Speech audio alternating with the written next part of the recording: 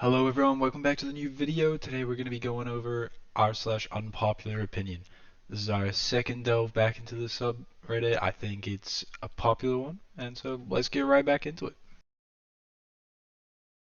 Leaf blowers are pointless. Leaves are meant to fall to the ground. They are good for the soil. Also, I would rather look at a dead leaves than bare concrete. It's autumn and I am tired of hearing obnoxious loud leaf blowers. Use a rake or a broom if you really think the ground would look better without leaves. It's autumn. Leaves on the ground look amazing and fit the season. Add, if they are a potential slipping hazard, then I'd say that's a significant exception to the point I am trying to make. If you need to make quick work of it for that purpose, use a leaf blower, but a rake or a broom will do the job too.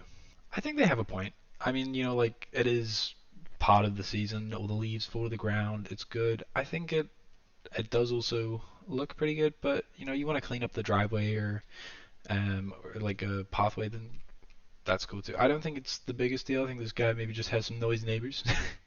He's just getting a little bit annoyed at them. Bit sick. Judging people for listening to audiobooks instead of reading physical books is outdated and elitist. People absorb stories in different ways, whether they're commuting, working out, or just relaxing. Audiobooks give people a chance to enjoy literature when they otherwise couldn't, and it's the same story either way. Gatekeeping reading based on format isn't just pretentious, it's missing the whole point of storytelling. I've listened to a few audiobooks in my day. I had lost reading for a long time, and audiobooks was a way for me to get back into it. Since then, I have read more books with like the physical copies, but it's a easy way to get back into something that is really awesome. Never judge a book by its cover is ridiculous advice. The way people present themselves to the world often reflects who they truly are as people.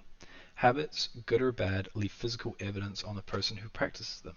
Habitual emotions literally change the musculature in people's faces, i.e., people who will often frown will tone the muscles of their face that are required to frown. Clothes and hygiene reflect socioeconomic standing and self-esteem.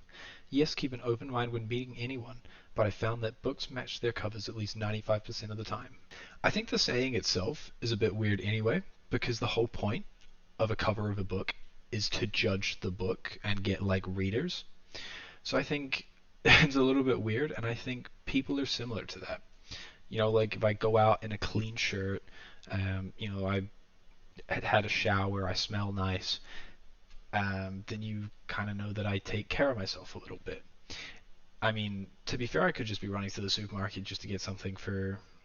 I could be going to get some soap for the shower, and that might be why I haven't showered to look good yet. So you never know. But in general, with more of like the bigger things, like if someone looks grumpy all the time, it's possible that they're more likely to be grumpy.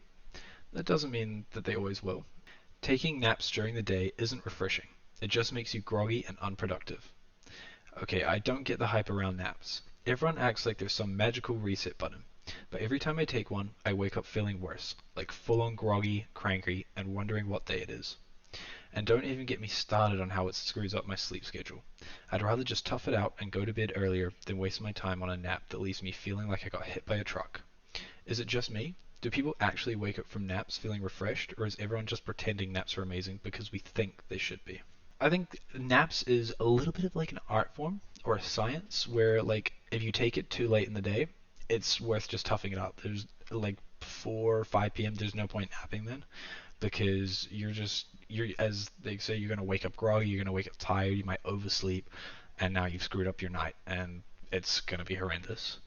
But if you woke up at say like 8 a.m. in the morning, it's 12, like you work from home or something where you can take a half an hour nap, it might help you catch up.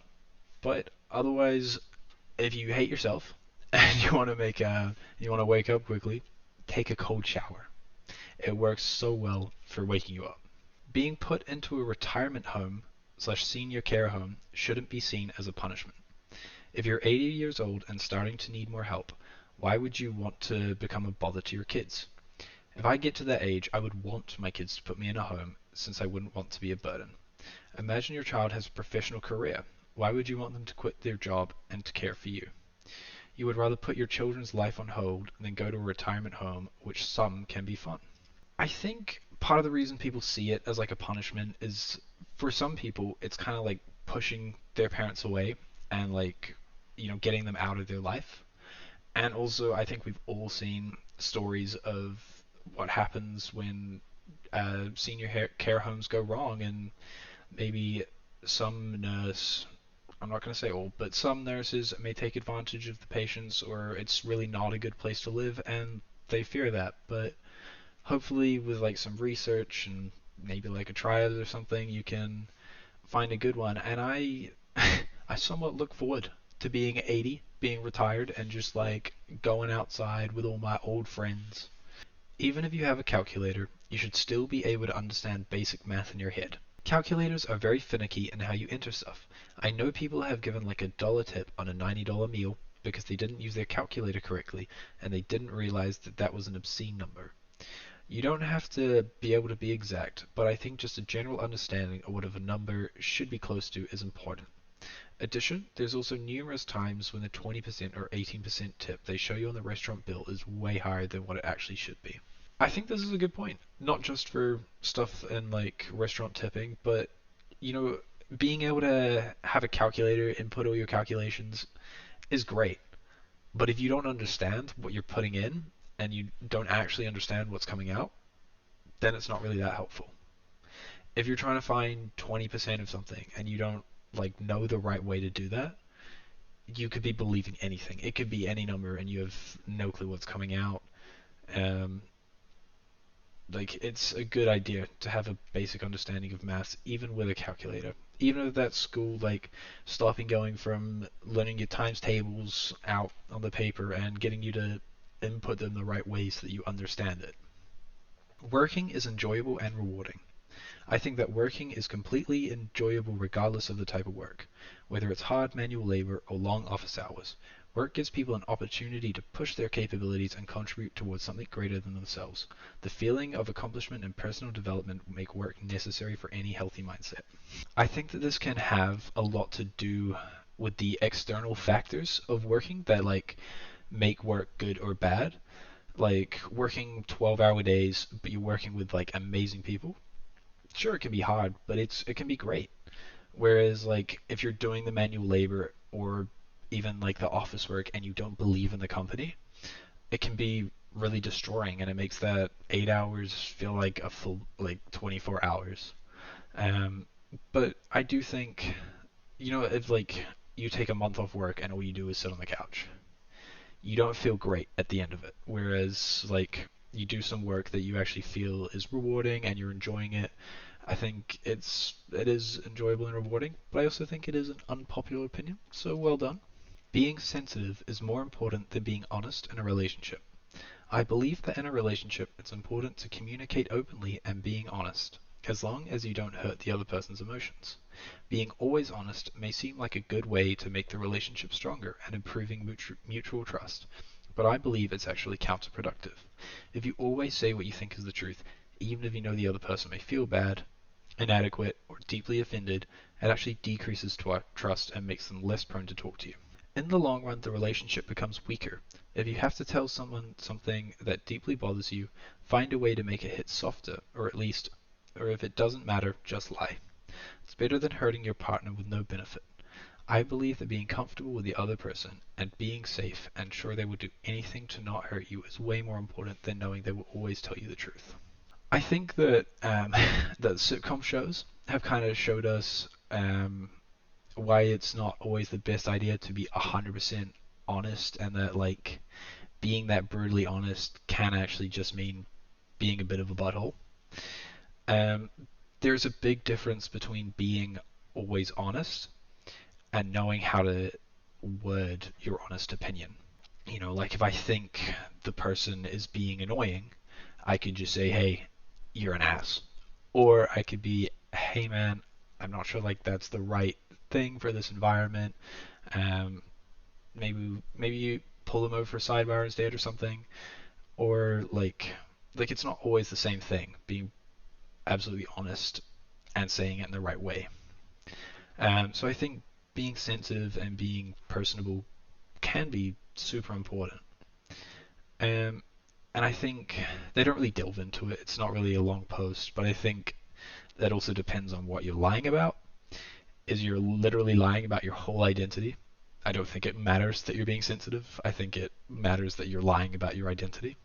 Um, but if you're lying about whether or not you like the dress, but they really like it, it could be seen as sensitive is better than the truth. Being reliable slash dependable is awful. I work in customer service and I was told I was great at my job. Of course, I want to do my best to keep my job, but I don't like where this has been going. They've been putting more responsibility on me above my pay grade and say they can make me the go-to call in when someone calls off.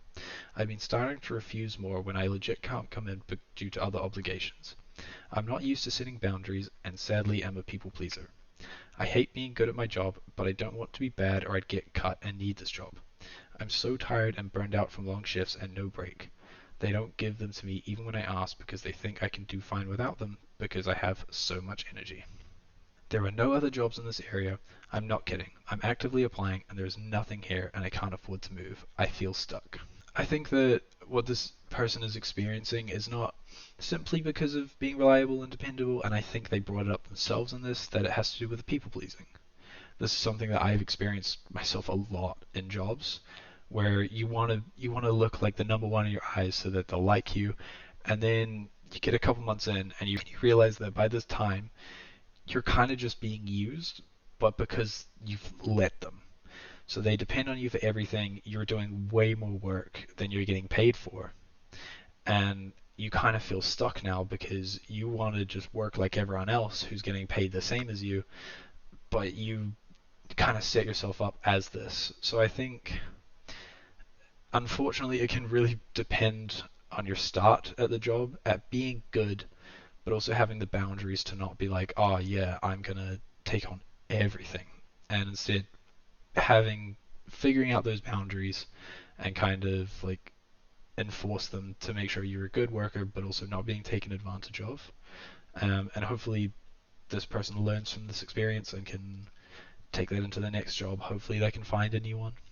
Alright, well, that's it for this video. Thank you guys for watching. Hit the like, hit subscribe, do all that stuff. You know what to do.